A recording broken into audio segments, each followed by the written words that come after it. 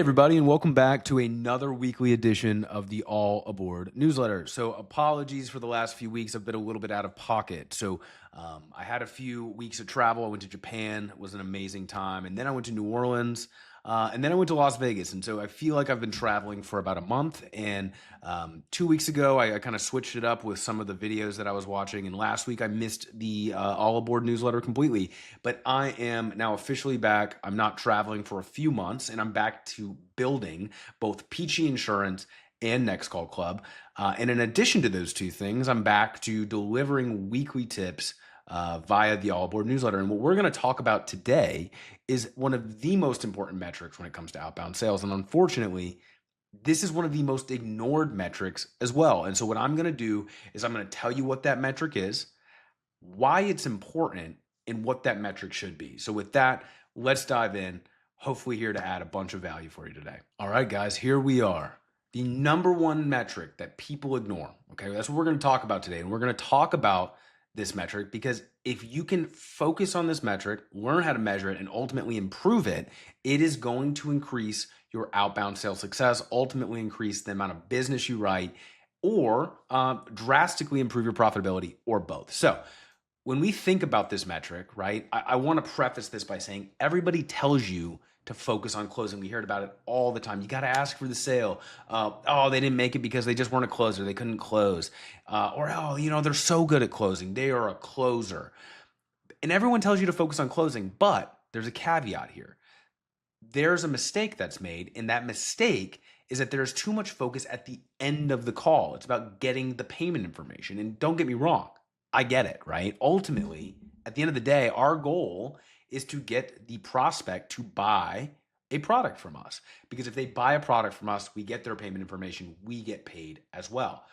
But so often we are only focusing on the results. And what's happening more and more with agents is that they're starting to focus on the things that lead to sales. It's great.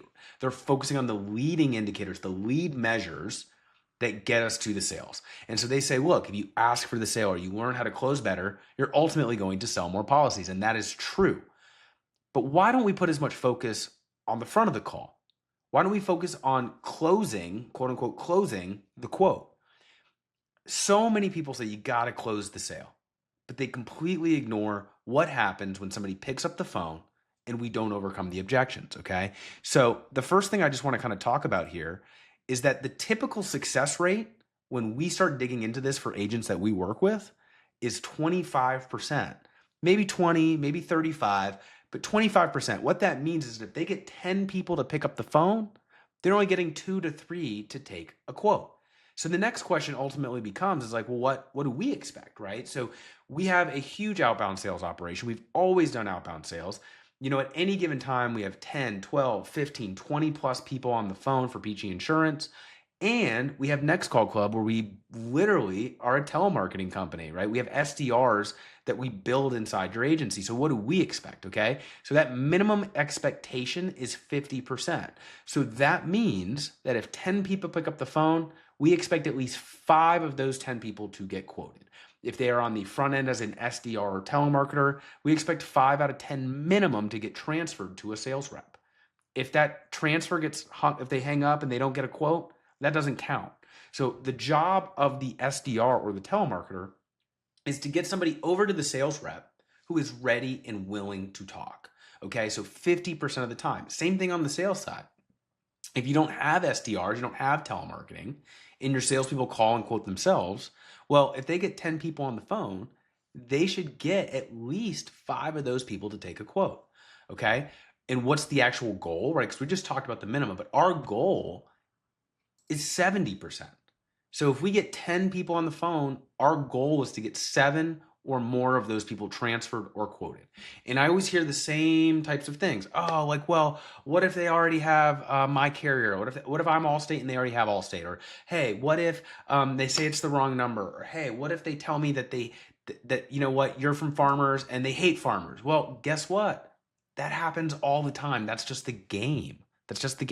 So we build that in. And so if we get 10 people picking up the phone, yeah, maybe 2 or 3 of them are bad numbers.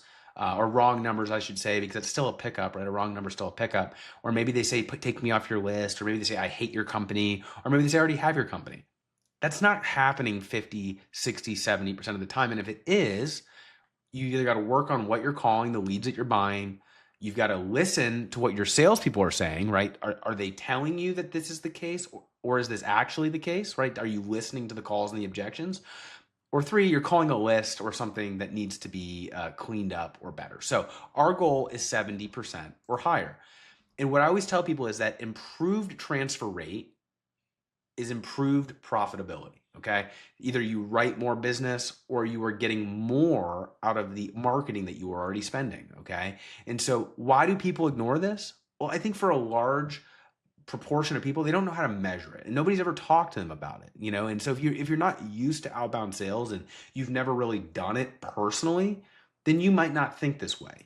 I started as an SDR. I started by cold calling. Not everybody who has an outbound operation started that way. Maybe they've done some in their day, but maybe they weren't a telemarketer or an SDR or didn't have to cold call. And that's okay. That's totally fine. There's a lot of people who have very, very successful outbound operations and they've never done that job themselves. So that's one reason, is they just don't know to watch it. Second, they don't know how to measure it. So they say, well, my phone system doesn't tell me, which ones are picked up and which ones are transferred. That is a known problem.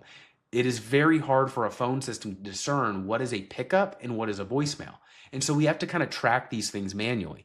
So what we do, just so I can answer this question, because I know it always comes up, is how do we track contact rate? Well, there's a couple ways. One, you can have your callers tally how many pickups they got. It's a little bit old school, but we do an end of day report. That's one way. Second is to use the proper disposition in your CRM. So if somebody calls, picks up the phone and says wrong number, well, you should have a disposition that says wrong number, and that means contact. If somebody says do not call, well, they picked up the phone and said do not call. That's a contact.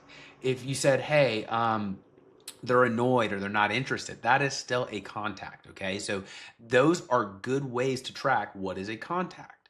And then of course, if it's a quote, that should have its own status as well.